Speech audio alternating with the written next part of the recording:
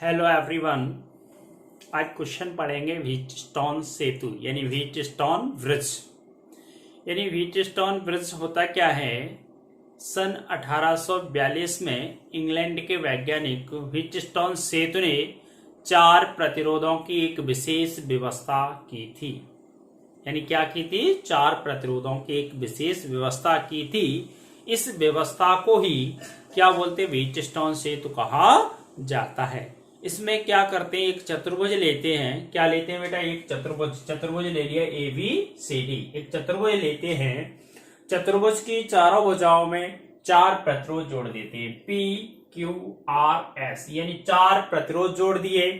फिर क्या करते हैं, एक विकर्ण लेते एसी, एसी में एक सेल ई और दूसरा विकर्ण लेते बीडी, बीडी में एक धारा मापी जी जोड़ दिया जाता है। क्या करते हैं, समझ में आ रहा है। यानी सन 1842 में इंग्लैंड के प्रोफेसर थे ये व्हीटस्टोन सेतु ने 4 प्रतिरोधों की क्या की थी, एक विशेष व्यवस्था की थी, जिसे व्हीटस्टोन सेतु, इस व्यवस्था को क्या बोलते हैं, व्हीटस्टोन सेतु कहा जाता है। ठीक है ना। इसमें एक चतुर्भुज होता है, चतुर्भुज की 4 भुजाओं में 4 प्रतिरोध जोड़ दिए जाते हैं, पी क्यू आर एस। ठीक है। अब देखिए इसमें क्या का इसका सिद्धांत है। सिद्धांत क्या है बेटा, सिद्धांत है सेतु के संतुलन की स्थिति में, यानी सेतु के संतुलन की स्थिति में किन्हीं 2 संलग्न भुजाओं के प्रतिरोधों का अनुपात शेष 2 संलग्न भुजाओं के प्रतिरोधों के अनुपात के बराबर होता है। यानी इसका सिद्धांत क्या है, प्रिंसिपल क्या है, सिद्धांत है इसका, सिद्धांत है P बटे Q बराबर R बटे S।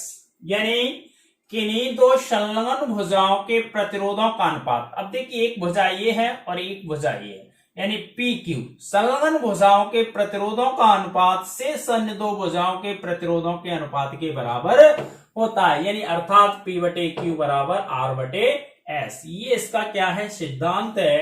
अब इसकी सूत्र की स्थापना करते हैं। तो सूत्र की स्थापना में क्या होता है बेटा, समझ लेना। अब सूत्र की स्थापना, काय की स्थापना, सूत्र की स्थापना। ठीक है। सूत्र की स्थापना में क्या करते हैं देखिए जैसे ही कुंजी K1 और K2 को दबाते हैं, क्या होता है, जब कुंजी K1 और K2 को दबाया जाता है तो परिपथ के विभिन्न भागों में धारा प्रवाहित होने लगती है। माना प्रतिरोध P, Q, R, S में क्रमशः प्रवाहित होने वाली धारा क्या है, I1, I2, I3 और I4 है। ठीक है ना। ये अपन ने मान लिया। अब क्या करते हैं, किरचॉफ का नियम लगाते हैं। कल अपन ने पढ़ा था किरचॉफ का नियम, यानी किरचॉफ ने 2 नियम दिए थे। कितने नियम दिए थे बेटा, 2 नियम। ठीक है ना। दोनों नियम लगाएंगे। अब देखिए बिंदु B लेंगे। कौन सा बिंदु लेंगे, B। देखिए बिंदु B पर, बिंदु V पर किरचॉफ के प्रथम नियम से,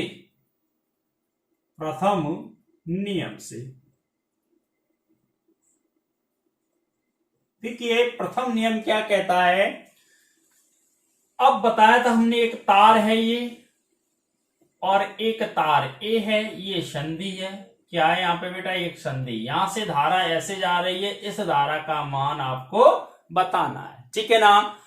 तो इनपुट धारा और आउटपुट धारा दोनों कैसी होती, बराबर, संधि पर। काय पे बेटा, संधि पर। यानी संधि पर इनपुट धारा बराबर आउटपुट धारा। अब देखिए यहाँ पे ये B बिंदु A है, B बिंदु A है। अब B बिंदु पे रहने वाली धारा क्या है, I1। किरचॉफ का प्रथम नियम लगा रहे, समझ लेना। यहाँ पे ये I1 धारा है, ये क्या है, I2 धारा संधि की ओर जा रही है, ये संधि से दूर जा रही है, I3। और यहाँ पे ये मान लिया अपन ने क्वेश्चन मार्क चिन्ह, यानी ये धारा कितनी होगी, तो क्या होता था, I1 प्लस I2 बराबर I3 और प्लस क्वेश्चन मार्क चिन्ह। इसको क्या करते थे, पक्षांतर। तो I1 plus I2 minus I3 question mark चिन्ह, ठीक है ना। अब देखिए यहां से ये धारा आ गई। अब यहां पे जैसे ही बिंदु बी पे जाएंगे तो बिंदु बी पे जाएंगे तो संधि की ओर जाने वाली धारा ये वाली है I1। अब देखिए यानी मिलने वाली धाराओं का बीज गणितीय योग क्या होता है, जीरो होता है। क्या होता है बेटा, जीरो। अब देखिए जो मिलने वाली धाराएं उनका बीजगणितीय योग कैसे जीरो होगा, इसमें बहने वाली धारा क्या है, Ig है, माइनस Ig। यहां पे धारा कौन सी है, minus I2 equal to zero. क्या आएगा, equal to zero. I hope आप समझ गए होंगे। यानी I1 बराबर क्या होगा बेटा, Ig और प्लस के I2, यानी संधि पर इनपुट धारा और आउटपुट धारा। अब इसका क्या करेंगे, पक्षांतर, तो I1 माइनस Ig और माइनस I2 बराबर जीरो। यही तो है किरचॉफ का प्रथम नियम। क्या है, किरचॉफ का प्रथम नियम, ठीक है ना। तो यही तो है। अब क्या होता है, संतुलन की अवस्था में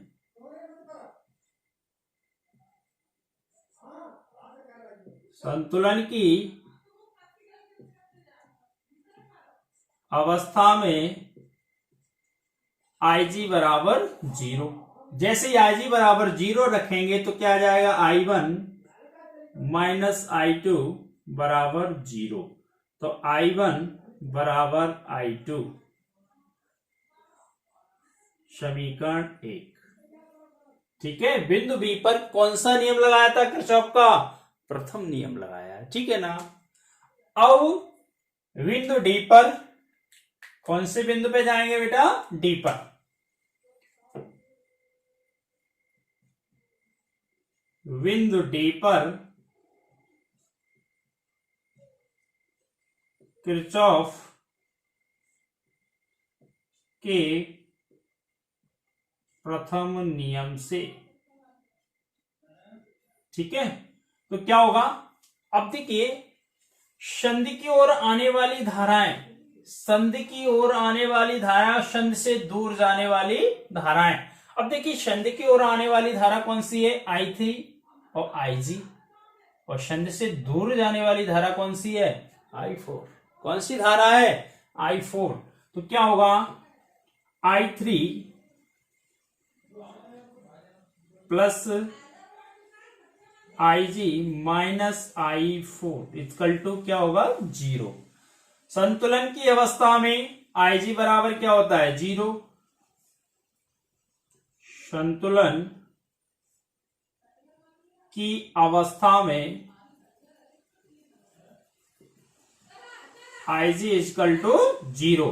तो I3 minus I4 equal to zero. तो I3 बराबर I4, समीकरण 2, यानी इक्वेशन 2। आई होप आप समझ गए होंगे किरचॉफ का ये कौन सा नियम है, प्रथम नियम लागू किया है। कौन सा नियम लागू किया है, किरचॉफ का प्रथम नियम, ठीक है। जो पिछले वीडियो में आपको बताया है किरचॉफ का प्रथम नियम, यहाँ पे भी समझा दिया है। इसे आवेश संरक्षण के अनुकूल माना जाता है, किरचॉफ के प्रथम नियम को। दूसरा नियम है वो है ऊर्जा संरक्षण के सिद्धांत पर आधारित है, ठीक है ना। आपको इतना समझ में आ रहा है ना। अब देखिए क्या करते हैं बेटा,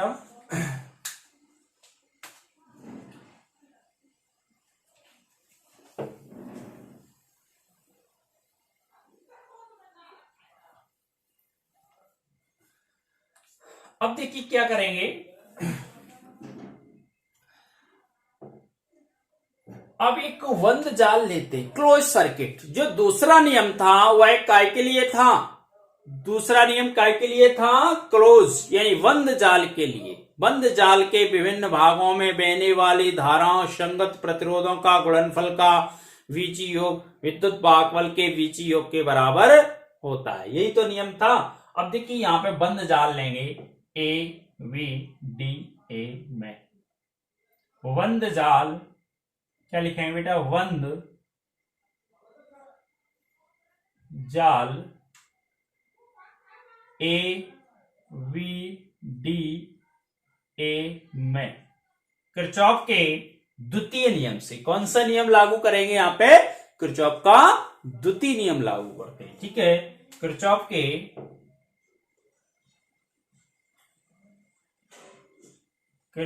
के द्वितीय नियम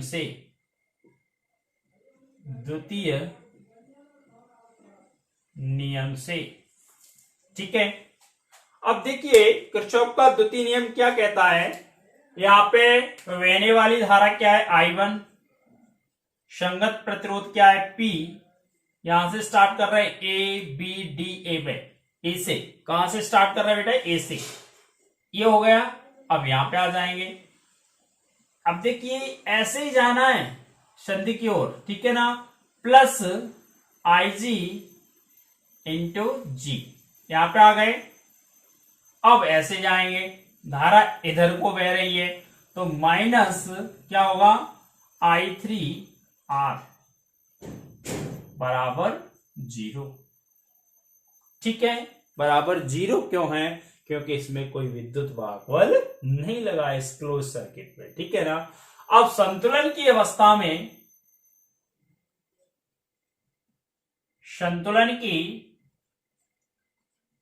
अवस्था में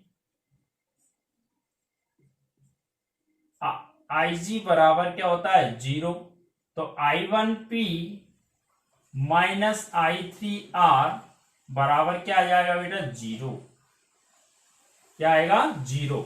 अब इसका क्या करते हैं पक्षांतर, तो I1P बराबर I3R, समीकरण 23 यानी इक्वेशन 23। आई होप आप समझ गए होंगे कौन सा नियम लगाया किरचॉफ का द्वितीय नियम, ठीक है ना, बंद जाल के लिए। ठीक है, अब क्या करते हैं, पुनः क्या करेंगे बेटा, पुनः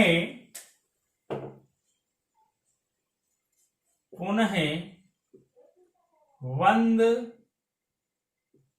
जाल VCDB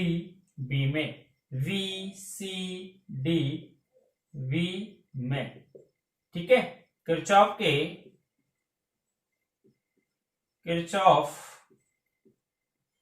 के द्वितीय नियम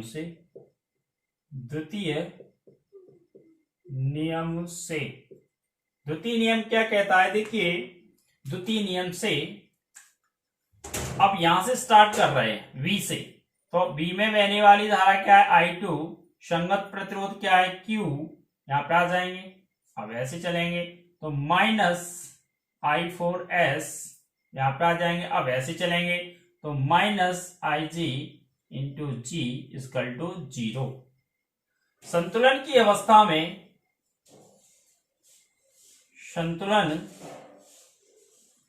अवस्था में IG बराबर क्या होता है 0, तो I2Q माइनस I4S बराबर 0, पक्षांतर करेंगे तो I2Q बराबर I4S, समीकरण 4। अब क्या करना है अपन को, सिद्ध क्या करना है, सिद्धांत है कि नहीं तो संलग्न भुजाओं के प्रतिरोधों का अनुपात शेष अन्य भुजाओं के प्रतिरोधों के अनुपात के बराबर होता है, अर्थात P बटे Q बराबर R बटे S सिद्ध करना है। तो क्या करेंगे, समीकरण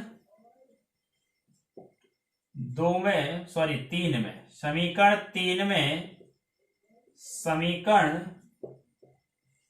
4 का भाग देने पर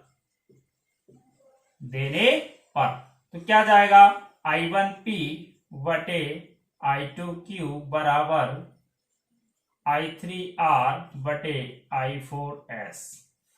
आई होप आप इतना समझ पा रहे हैं। देखिए I1 बराबर क्या है I2, I3 बराबर क्या है I4, ठीक है ना। समीकरण 1 व 2 से, ठीक है, 1 व 2 से, तो I1P बटे I1Q बराबर I3R बटे I3S, 3 से 3 कैंसिल, I1 से I1 कैंसिल, तो P बटे Q बराबर R बटे S, P बटे Q इक्वल टू R बटे S। ये काय का सिद्धांत है? व्हीटस्टोन सेतु का सिद्धांत है। ठीक है, अब देखिए दोबारा से एक बार रिपीट कर लो, बहुत अच्छा क्वेश्चन है, मक्खन की तरह। ठीक है ना। और फिजिक्स बहुत ही सिंपल विषय है, इसमें कोई रटने की आवश्यकता नहीं है, आपको बस समझना है, धैर्य पूर्वक आपको क्या करना है, समझना है। और आप ध्यान से इसको समझेंगे तो समझ में बहुत जल्दी आती है। ठीक है, अब देखिए व्हीटस्टोन सेतु होता क्या है? व्हीटस्टोन ब्रिज यानी सन 1842 में इंग्लैंड के वैज्ञानिक ने 4 प्रतिरोधों की एक विशेष व्यवस्था की। इस व्यवस्था को व्हीटस्टोन सेतु कहा जाता है। बहुत सिंपल है कि नहीं। अब क्या करते हैं, एक चतुर्भुज लेते हैं। क्या लेते हैं बेटा? एक चतुर्भुज। चतुर्भुज की चारों भुजाओं में 4 प्रतिरोध जोड़ दिए जाते हैं। कितने प्रतिरोध जोड़ते हैं बेटा? 4 प्रतिरोध जोड़ दिए जाते हैं। अब इसका सिद्धांत क्या है? किन्हीं दो संलग्न भुजाओं के प्रतिरोधों का अनुपात शेष अन्य दो भुजाओं के प्रतिरोधों के अनुपात के बराबर होता है, यानी P बटे Q बराबर R बटे S। ठीक है, अब देखिए ये इसका चित्र है, डायग्राम है। तो यहाँ पे आपको समझना है, किरचॉफ का प्रथम नियम आपको बता दिया है। बिंदु बी पर किरचॉफ के प्रथम नियम से बिंदु बी पर लगाएंगे। संधि की ओर आने वाली धारा धनात्मक और संधि से दूर जाने वाली धाराएं कैसी होती हैं? ऋणात्मक। क्यों होती हैं? आपको बता दिया, I1 minus IG minus I2 बराबर 0। तो अगर संतुलन की अवस्था में है तो धारा मापी से कोई धारा प्रवाहित नहीं होगी, यानी IG इक्वल टू क्या होगा? 0 होगा। ठीक है, I1 बराबर I2, क्योंकि इस IG बराबर 0 रख देंगे, पक्षांतर करेंगे। फिर बिंदु डी पर किरचॉफ के प्रथम नियम से, तो I3 plus IG minus I4 बराबर 0। संतुलन की अवस्था में IG बराबर 0, तो I3 बराबर I4। अब क्या करते हैं, बंद जाल लेते हैं, क्लोज सर्किट। ठीक है, ABD में किरचॉफ के द्वितीय नियम से, तो I1P प्लस IG इंटू जी माइनस I3R बराबर 0। देखिए ये वाला बंद जाल लेंगे, संतुलन की अवस्था में IG बराबर 0, तो IG की जगह 0, तो I1P माइनस I3R बराबर 0। दोनों का पक्षांतर कर देंगे तो समीकरण क्या आ जाएगा? 3। ठीक है, पुनः बंद जाल लेंगे BCD V में, भाग देख के ज्ञात हो जाएगा, यानी P बटे Q बराबर R बटे S। ठीक है ना। ये काय का सिद्धांत है? व्हीटस्टोन सेतु का सिद्धांत है। बहुत मोस्ट क्वेश्चन है ये, पेपर में आ सकता है, बहुत ही मोस्ट MP बोर्ड। ठीक है, बहुत ही मोस्ट क्वेश्चन है। ठीक है ना, ये क्वेश्चन आ सकता है, एग्जाम में पूछा जा सकता है। ठीक है, आपको अच्छे तरीके से बता दिया है, पढ़ना है, देखना है वीडियो बार बार। ठीक है, अगर आपको हमारा वीडियो अच्छा लगता है तो शेयर करें, लाइक करें और अपने फ्रेंडों को भी बताएं। अभी तक आप हमारे चैनल पर नए हैं तो चैनल को क्या करना है, सभी को सब्सक्राइब करना है। ठीक है ना, थैंक यू।